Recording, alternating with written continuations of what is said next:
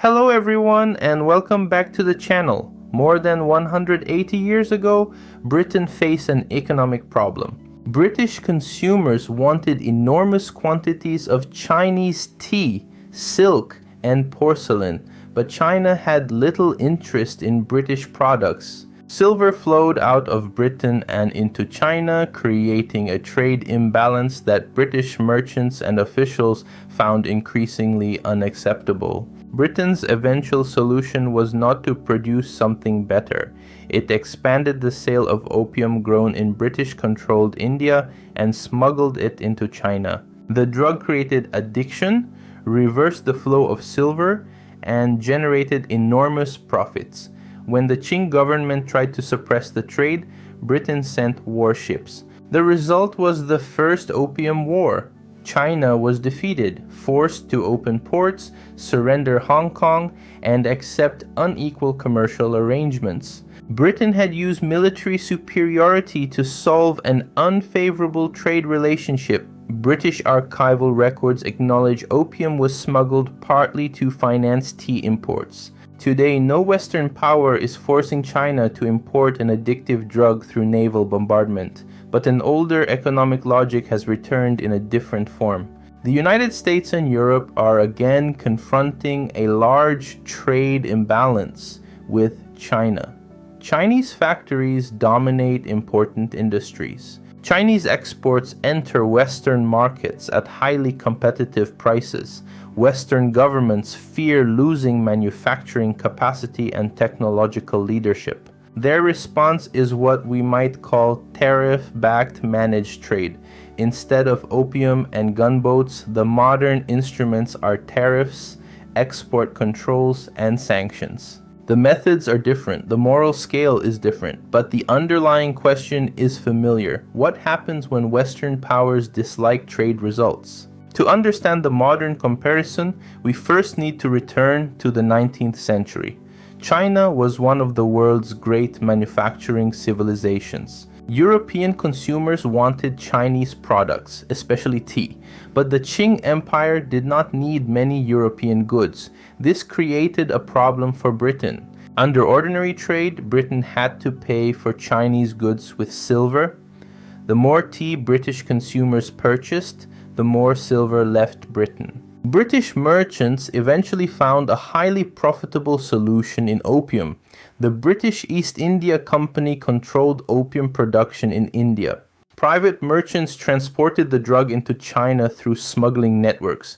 As addiction expanded, Chinese demand for opium grew, and silver began flowing out. When Commissioner Lin Zexu confiscated and destroyed British-owned opium in 1839, Britain presented it as an attack on property rights. War followed. The United States State Department's historical account describes how Western opium sales changed China's balance of trade and led to war. Britain did not accept the outcome of voluntary exchange. It used force when China tried to defend its trade system. The stronger power claimed the right to determine the rules. Now move forward to the present. China has become the world's manufacturing center. It produces electronics, batteries, and electric vehicles. Western consumers benefit from inexpensive Chinese goods. Western corporations also benefit from Chinese production networks and industrial capacity. But Western governments increasingly see the same system as a strategic threat. The US reported a goods trade deficit with China of $295 billion in 2024.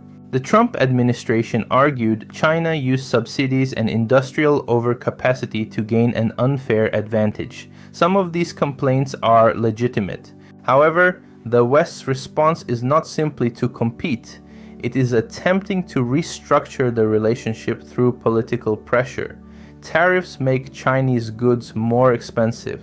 This is not traditional free trade. It is managed trade backed by the threat of exclusion from the world's richest consumer markets. The United States has increasingly treated the trade deficit not merely as an economic condition, but as a national security emergency. In April 2025, the White House declared that persistent trade deficits threatened American manufacturing. It imposed broad tariffs using emergency powers. The message was clear: access to the American market would no longer be unconditional. China became the central target.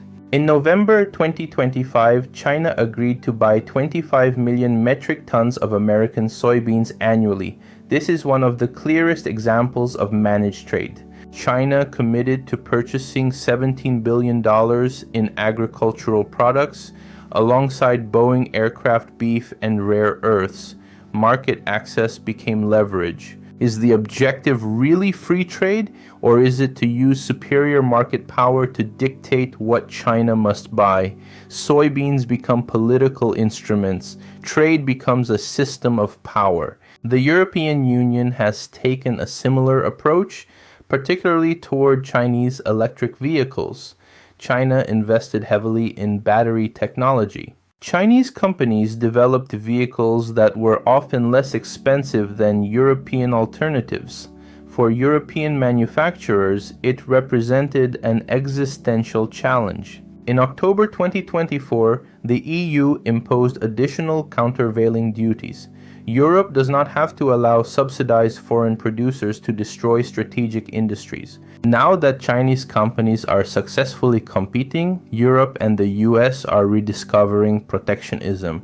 Free trade was never entirely free from power. The most important modern weapon may not be tariffs, it may be technology.